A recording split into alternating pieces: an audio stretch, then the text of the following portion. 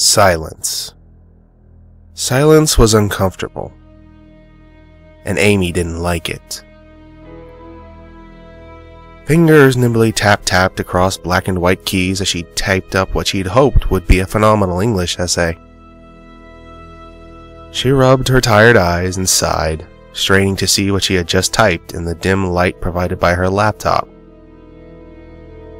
The numbers at the bottom of her laptop monitor read 11:37 p.m. It was going to be a long night. She turned to reach for her headphones, and then paused. The laptop allowed her to view what she was typing, but it did nothing to assist in her banishing the inky blackness that met her eyes as she turned away from her laptop screen. It unnerved her as her fingers scrambled around for the earbuds she had so carelessly tossed away earlier on her bed. Turning back to her laptop with her earbuds in hand, Amy breathed hard and then chastised herself for being so childish. She was already 16. She was old enough to know that there was absolutely nothing to be worried about. Yet now that she could see how completely something could cloak itself in the darkness, Amy couldn't seem to shake the feeling that something was watching her.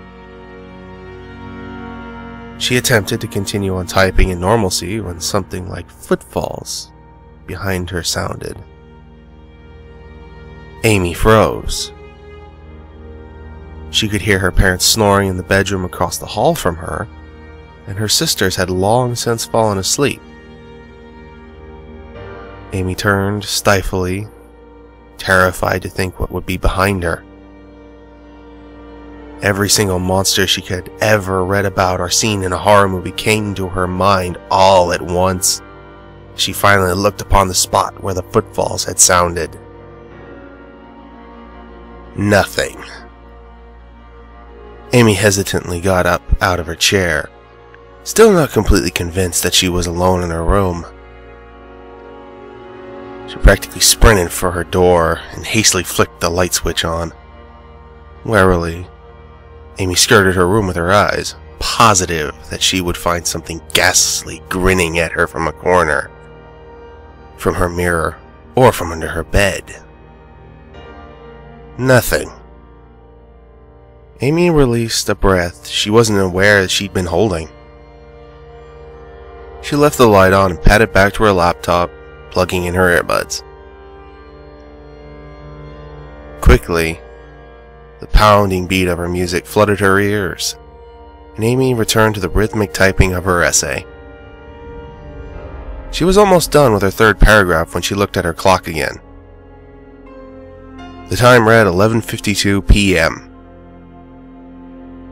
Amy paused her music for a moment to rest and realized how deafening the silence was. Her music acted as a mask that temporarily cloaked to the unnerving feeling of not hearing anything but one's own breathing. With horror, Amy thought of how something could have skittered, crawled, or even slithered into her room without her hearing it over the volume of her music. She hastily whipped her head towards her door again, and as she did so, she felt the gossamer touch of something ever so slightly brushing her shoulder. Barely stifling a shriek, Amy looked back at her shoulder, expecting to see a dead, rotting fingers gripping her tightly. It was her blonde ponytail, resting on her shoulder from when she whipped it around so quickly.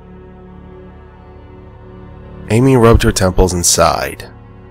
Maybe she should get a haircut. The silence and her own exhaustion was getting to her. She was imagining things.